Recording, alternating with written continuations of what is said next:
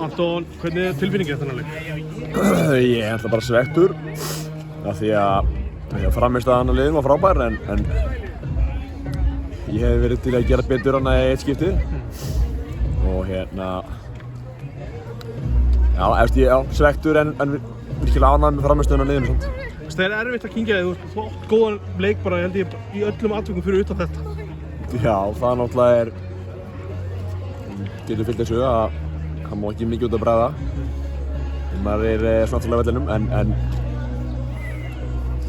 þó maður kannski ekki að beint að hugsa það núna þá svona bara reynir maður að taka það góð úr þessu og læra hinnu kannski bara og áfram veginn. Hvað gerist, hvað klikkar, hvað var það svo ætlaðir að gera? Ég bara svipaði inn einhverja stungusendingu og ætlaði að tók mótunum af því að það er svona óþægilega hæð, fannst mér ekki geta hreinsað hann í fyrsta og svo bara ætlaði ég að hreinsa hann eftir að ég búinn að taka touchið og bara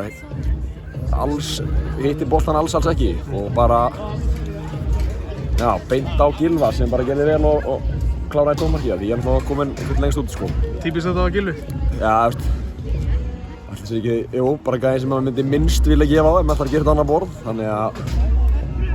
en auðvitað bara vil maður sleppa þessu bara almennt. Já, algjörlega. Þú veist, liðið var þér, spiluðu bara nokkuð vel fannst mér, sammála? Ég bara algjörlega sammála því, bara ekkert mjög góð framist að við auðvitað kannski mátt gera betur sóknarlega aðalega bara, já, við bætum það bara vorandi í næstu leikjum en framist aðeins mjög góð og mikið spirit og bara virkilega góð varnarleikur.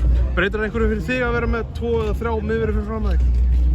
Já, þetta er náttúrulega það breytist alveg bóttið sko og bara að mörgu leyti bæði varnarlega og sóknarlega er þetta svolítið öðruvísi dýnamík sem getur myndast ef það eru 3 miðverðir sko en mér finnst þetta bara koma mjög vel út í dag. Hvernig var að byrja? Bara stúka, flott stemning? Bara geggjað, bara óvanandi sem næsti leikir sem að verði svona mjög góð stemning í stúkunni og bara gaman. Rétt í restina, að fara að mæta í það næsta Gísli Eyjólfsson að koma á Kópavogsvöll, hvernig líst þér á það? Bara vel, við þurfum alltaf að leggja allt kapp á að stoppa hann, hann er ótrúlega góður leikmaður og við þekkjum hann vel en bara á alla líka en það verður gaman að ná því Ísland. Takk fyrir þetta.